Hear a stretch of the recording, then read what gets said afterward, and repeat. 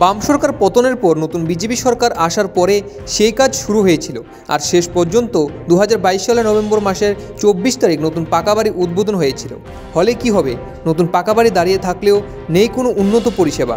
এলাকার জনগণ বুক বেঁধে আশা নিয়েছিল হয়তো 20 শয্যা বিশিষ্ট হাসপাতাল উন্নত পরিষেবা পাওয়া যাবে। দীর্ঘ 25 থেকে 30 কিলোমিটার হাঁপানিয়া কিংবা বিশালগড় আর যেতে হতো না, কিন্তু সেই স্বপ্ন জনগণের পূরণ হয়নি। বর্তমান হাসপাতালটি যে অবস্থায় পরিণত হয়ে আছে, দুর্ভোগ পোহাতে হচ্ছে জনগণকে। নেই কোনো উন্নত ডাক্তারের কিংবা নার্সের দেখা, নেই কোনো গ্রুপ ডি কর্মী, এমনকি ফার্মাসিস্টও নেই। প্রয়োজন মতো ওষুধ নেই, কোনো নাইট গার্ড, সিকিউরিটি গার্ড দেওয়া হয়নি, নেই বাউন্ডারি, যার প্রেক্ষিতে সর্বদাই অশৃঙ্খল যুবক থেকে আরম্ভ করে মদ্যপ লোকেরা সরাসরি হাসপাতালে প্রবেশ করতে পারে। সবচেয়ে আশ্চর্যের বিষয় হলো মাত্র 3 জন ডাক্তার দিয়ে হাসপাতাল চলছে, যার মধ্যে একজন প্রায় সময় দেখা মেলেনি। তাছাড়া উন্নত মানের ডাক্তারও নেই। সবচেয়ে আশ্চর্যের বিষয় হলো কোনো নাইট গার্ড কিংবা সিকিউরিটি না থাকার ফলে হাসপাতালে বেডের মধ্যে, অর্থাৎ যেখানে রুগীদের চিকিৎসা করানো হয় সেই বেডের মধ্যে কুকুর ঘুমাচ্ছে। এদিকে রুগীর পরিষেবা, অন্যদিকে অন্য বেডে কুকুর। রীতিমতো সাধারণ জনগণ মধ্যে খুব দেখা দেয়। প্রায় সময় বেডের মধ্যে কুকুর ঘুমাতে দেখা যায়। যদিও ডাক্তার স্বীকার করেছে সেখানে কোনো নাইট গার্ড কিংবা সিকিউরিটি না থাকার ফলে সেই ঘটনা ঘটেছে।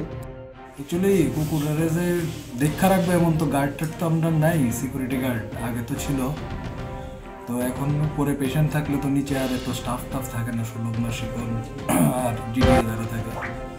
মেবি সাপোজ কোনো কারণে ফাঁক দিয়ে ঢুকতে থাকে, আমরা দরজা লাগায় রাখতে পারি না, বুঝছেন তো, দরজা লাগালে তো ঢোকা যায় না, পেশেন্টটা প্রবলেম ফেস করে, সাপোজ কোনো কারণে হইতে পারে আর কি।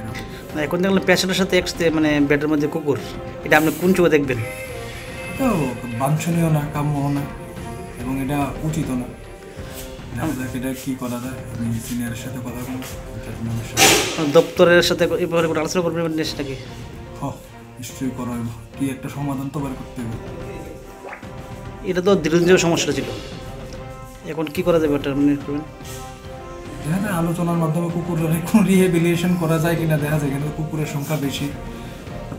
হসপিটালে কি করে ঢুকে, ভিতরে ঢুকে কি করে, বেডের মধ্যে কি করে ওঠে?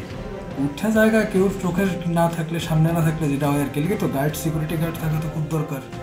সিকিউরিটি গার্ড তো দীর্ঘদিন ধরে নাই।